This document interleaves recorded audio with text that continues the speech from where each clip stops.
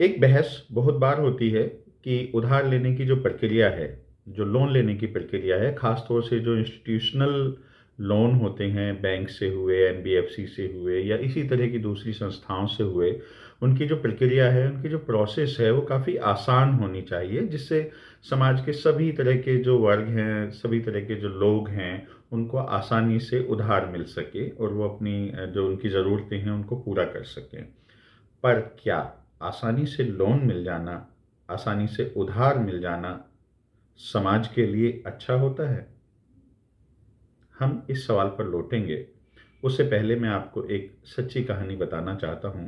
ये कहानी मेरे अपने एक जानकार की है, पर मैं नाम नहीं लूँगा।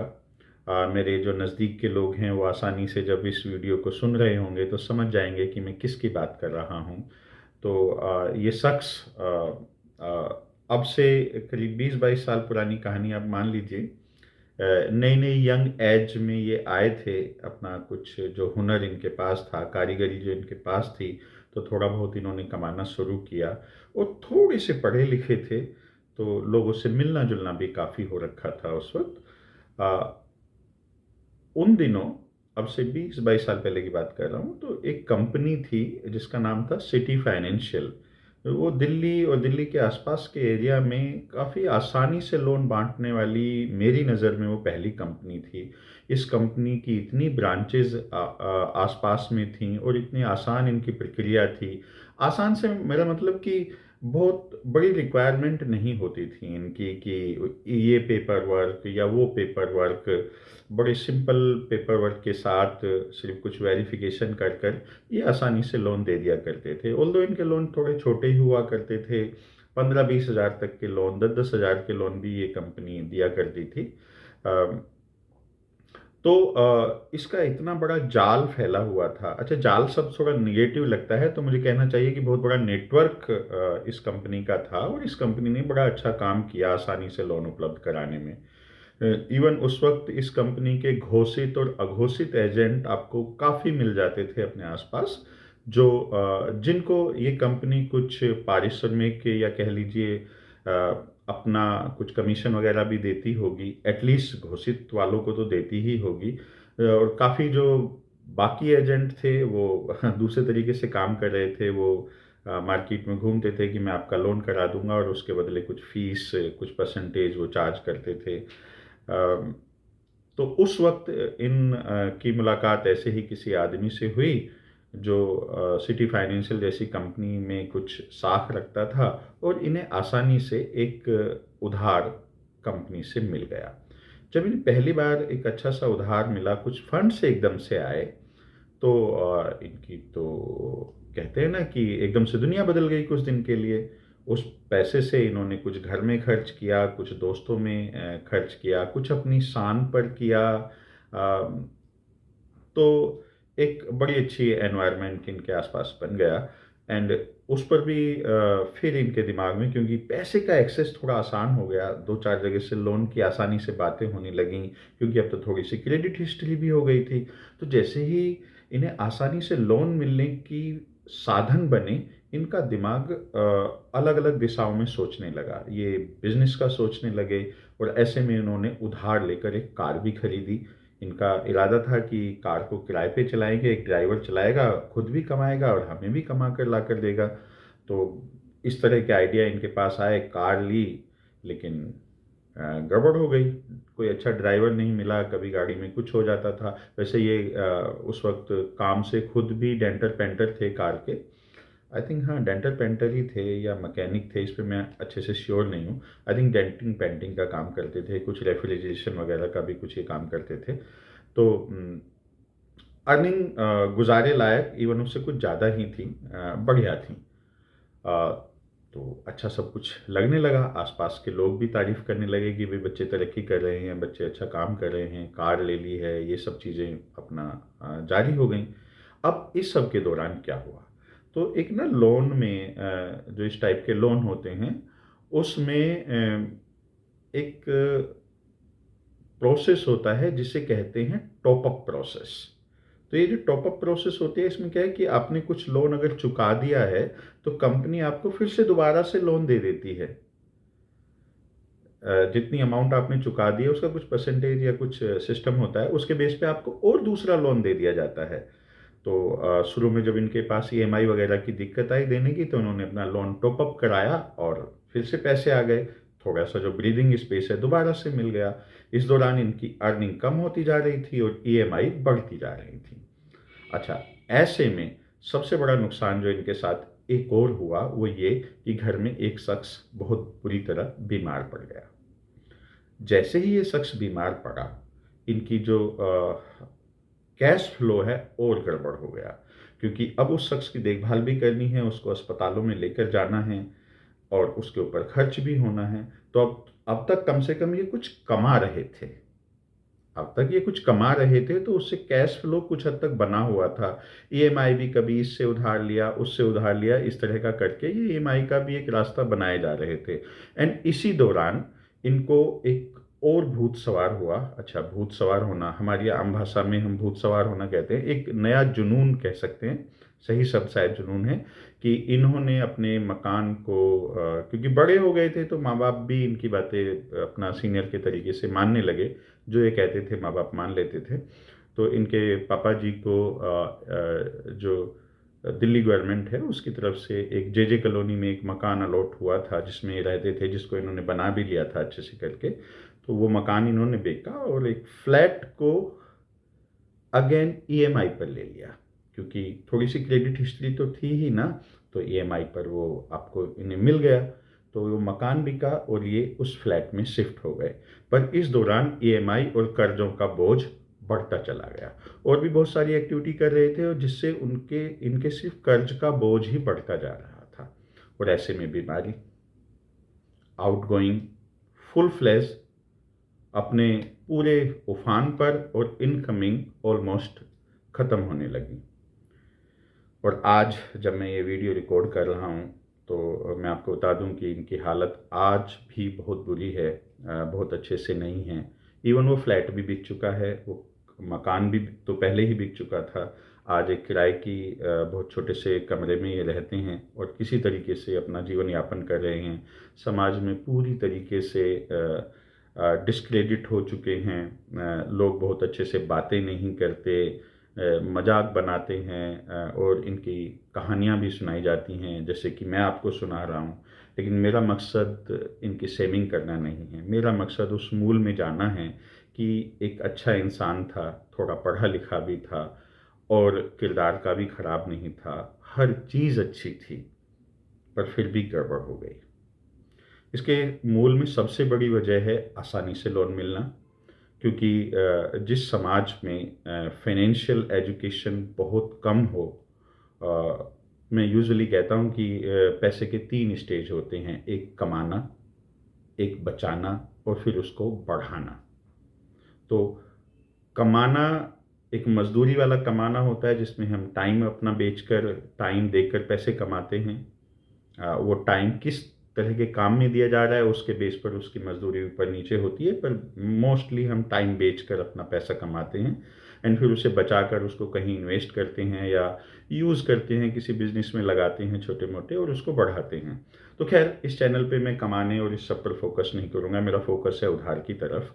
तो उधार में यहाँ पर स्टोरी ये गड़बड़ हुई कि बैंक्स ने आसानी से लोन तो दे दिया, इनकी क्रेडिट वर्थीनेस ठीक से चेक नहीं करी गई, एक कहें तो इनकी हैसियत से ज़्यादा का उधार दे दिया गया। अलग अलग इंस्टीट्यूशन उधार देते गए, एक जगह से उधार लेते, दूसरी जगह का चुका देते, ईएमआई चुका देते, लोन भी पूरे का पूरा नहीं चुकाया जाता। और एक दिन जब आया, जब ये सारा गुब्बारा फट गया, तो उधार लेना, आसान हो जाना क्या समाज के लिए अच्छा है? इसी सवाल पर फिर से लौटते हैं। मेरी नज़र में तो अच्छा नहीं है, ख़ास तौर से जब तक हम समाज में एक फाइनेंशियल लिटरेसी अच्छे से क्रिएट ना कर दें, जब तक हम एक फाइनेंशियल जो नॉलेज है, पैसे को हैंडल करना कैसे है, पैसे को संभालना कैसे है, अपनी कैलकुलेशंस कैसे करनी है, ये जो 7वीं क्लास में जो ब्याज गुना दर गुना समय, मतलब मैं हिंदी बैकग्राउंड से पढ़ा हूँ 10th क्लास तक, तो इसलिए मेरे शब्द हिंदी के ज़्यादा रहते हैं। मेरी इंग्लिश 10th के बाद शुरू होती है। ओके, अपनी बातें फिर कभी, तो इन पर लौटते हैं। तो ये जो ब्याज गुना दर समय और 1/r जैसी जो चीज़ें थी जो स्कूल में पढ़ी तो, और बहुत से लोगों ने तो स्कूल में पढ़ी भी नहीं, जिन्होंने पढ़ी है वो भी भूल चुके। तो ये जो ब्याज का कॉन्सेप्ट है ना उधार के साथ, इसको लोग समझ ही नहीं पाते। ऐसा नहीं कि वो अनजान है, पर हमारे सिस्टम में ही नहीं है। तो ऐसे सिस्टम में जहाँ पर लोगों को पैसा सँभालना ही ना आता हो, उस समाज में अगर उनको पैसा आसानी से दे दिया जाए, और वो भी वो पैसा जो कि ब्याज सहित वापस दिया जाना है, तो कैसे बात बनेगी? तो इस कहानी से मैं तो हमेशा यही कहता हूँ कि भाई उधार मिल भी रहा हो ना आसानी से, मत लो, मत लो, मत लो, अनलेस कि यू आर 100% श्योर कि आप उस पैसे का क्या करने वाले हो। मेरे एक रिश्ते में भाई लगते थे, उन्होंने कभी एक बात कही थी मुझसे, मुझे उनकी बात बहुत अच्छे से याद आती है। उन्होंने कहा था कि छोटी जो पूंजी होती है ना, जो कम पैसा होता है, ये जहर के जैसा होता है। और अगर आपको कहीं बैठकर कभी भी ये लगता है कि पैसे होते तो कुछ कर लेते, तो सच बताऊं, आपकी प्रॉब्लम पैसा नहीं है। अगर आप ये बात करते हैं कि पैसे होते तो ये काम कर लेता या वो काम कर लेता, इस चीज़ को ऐसे कर लेता, उस चीज़ को ऐसे कर लेता, तो आपकी प्रॉब्लम शायद पैसा है। पर अगर सिर्फ ये सोचते हैं कि पैसा होता तो कुछ कर लेते, पैसा होता तो कुछ कर लेते, तो आपकी प्रॉब्लम पैसा नहीं है, आपकी सोच है। ये जो कुछ करने वाली सिचुएशन है ना, इसका मतलब है कि आपको कुछ भी खास तरीके से नहीं आता। आप कुछ भी कर लेते, मतलब पैसा होता तो कुछ भी कर लेते। ये जो सेंटेंस होता है ना, ये अपने आप में बकवास भरा होता है। आपकी इस स्टेट ऑफ माइंड को बताता है कि आपके पास बहुत स्पेसिफिक प्लान नहीं है। आप सिर्फ पैसे से कुछ कर देना चाहते हैं। अरे, मैंने तो एक बार एक ऐसा शख्स भी देखा, उसने सिटी फाइनेंशियल से ही लोन लिया था, कुल 20,000 रुपये का लोन, 3 या 4,000 रुपये किसी एजेंट को भी दिए, और बड़े अच्छे खासे इंटरेस्ट रेट पर वो 20,000 का लोन था, एंड फिर उसको अपने अकाउंट में डाल दिया कि अकाउंट से किस्त जाती रहेंगी। अब जाहिर है भाई, इंटरेस्ट है, सेविंग अकाउंट से कितना आपको मिलेगा? उससे ज़रूरत नहीं थी, पर एक भूत सवार था कि मुझे लोन लेना है। पूरा इंतजाम करके लोन लिया और उसको अपने सेविंग अकाउंट में डाल दिया, और बाद में उससे 2 4 5 किस्तें गईं, और कुछ टाइम बाद जाकर उन्होंने फुल फ्लैज एक साथ वो पैसे जमा करे, और फिर भी कुछ 15-16 हज़ार के आसपास उनके वो पैसे जमा हुए थे 1 डेढ़ साल जाने के बाद भी, और वो 2-3 हज़ार का कमीशन और ये सब तो भूल ही जाइए। तो जहाँ इतनी लिटरेसी का इशू हो, बेसिक कैलकुलेशंस आप ना कर पा रहे हों या ना करते हों, वहाँ आसानी से लोन मिलना अगर शुरू हो जाएगा तो गड़बड़ हो जाएगी। ये तो 20-22 साल पुरानी कहानी है, आज का ही देख लीजिए। इस यंग जनरेशन को आसानी से जो केवाईसी हो जा रहा है आधार के बेस पर, उसके बेस पर आसानी से मोबाइल उधार मिल रहा है। वे लोग, वे बच्चे, बच्चे ही कहूँगा मैं, 17, 18, 20 साल के जो लोग फ़ोन 1-1 लाख का या 20-20, 50-50 हज़ार का फ़ोन जो लेकर आ रहे हैं, और उनकी मंथली अर्निंग 5 से 10 हज़ार भी नहीं है, वो लोग अगर अपनी ईएमआई 8-10 हज़ार की लगवा ले रहे हैं, तो क्या हो रहा है? लोन तो आसान हो गया क्योंकि केवाईसी ईज़ी हो गई आधार के साथ, सिर्फ़ एक ओटीपी आएगा और आपका केवाईसी कंप्लीट हो जाएगा। लेकिन आसान लोन मिलने से क्या ये सब अच्छा हो रहा है? ये बच्चे आज कितने परेशान हैं, इनको ये सो कॉल्ड जो छोटे-छोटे लैंडर हैं, ये किस तरीके से उस लोन को रीसेल कर देते हैं छोटे-छोटे दूसरे वेंडर्स के पास, और जो एक्चुअली वेंडर वर्ड शायद उनके लिए अच्छा वर्ड है। मैं कहूँ तो वे गुंडे बदमाश के लेवल के लोग होते हैं कुछ हद तक, तो एटलीस्ट वे कंपनियां ना भी हों, तो जिन लोगों को वो डिप्लॉय करते हैं, जो प्रैक्टिसेस करते हैं, उस 20-20, 25-25 हज़ार के लोन को रिकवरी कराने के लिए आप नेटफ्लिक्स पर जाइए या दूसरी किसी डॉक्यूमेंट्री, आई थिंक एक अच्छी डॉक्यूमेंट्री है डिस्कवरी पर भी इससे रिलेटेड, कि कितना बुरा तरीके से जाल फैल फैल चुका है। आसान लोन अच्छी चीज़ नहीं है। मेरा ये साफ मानना है कि जब तक लिटरेसी अच्छी ना हो, लोन लेने की या लोन देने की प्रक्रिया भी आसान नहीं होनी चाहिए। शख्स की क्रेडिट अच्छे से चेक होनी चाहिए। और हाँ, एक चीज़ और है, वैसे मैं किसी दूसरे वीडियो में डिटेल करूँगा, अभी विदिन मिनट इस वीडियो को फिनिश करता हूँ कि अगर कोई लोन पे डिफ़ॉल्ट कर रहा है, ख़ास तौर से पर्सनल लोन पर डिफ़ॉल्ट कर रहा है, तो पहला जो हमारा अटैक होता है उस पर्सन पर होता है कि उसने क्या कर दिया। सच्चाई ये है कि बैंक भी उतना ही दोषी है, जिसने बिना किसी स्पेसिफिक चेक्स के उसको वो लोन दिया और अच्छा खासा इंटरेस्ट चार्ज किया, डिफ़ॉल्ट प्रीमियम के साथ इंटरेस्ट चेक किया। और जब वो डिफ़ॉल्ट हुआ तो उसने कोई कानूनी प्रक्रिया नहीं अपनाई, उसने अपना वो लोन किसी एक दूसरे वेंडर को बेच दिया कम अमाउंट पर, और अब वो दूसरा वेंडर इस शख्स को बहुत बुरी तरीके से परेशान करता है, जबकि एक अच्छा खासा प्रीमियम, डिफ़ॉल्ट प्रीमियम ऑलरेडी उस लोन पर दिया जा चुका था। इस पर हम डिटेल में बात करेंगे कि एक पर्सनल लोन 22% के इंटरेस्ट रेट पर और एक जो मकान के ऊपर लोन है वो करीब करीब 12% पर कैसे मिल जाता है। ये जो 10% का जो डिफ़ॉल्ट प्रीमियम, मैं इसे बहुत सिंप्लीफाइड करने की कोशिश कर रहा हूँ, वो जो डिफ़ॉल्ट प्रीमियम है वो कैसे अटैक करता है, इस पर किसी दूसरे वीडियो में बात करेंगे कि डिफ़ॉल्ट प्रीमियम वर्सेस एक्चुअल जो इंटरेस्ट रेट है उसकी वजह से बैंक को कैसे फ़ायदा होता है और बैंक किस तरीके से अनएथिकल एक्टिविटीज़ कर रहे हैं इस लोन को एक दूसरे वेंडर को बेचकर। Thank you.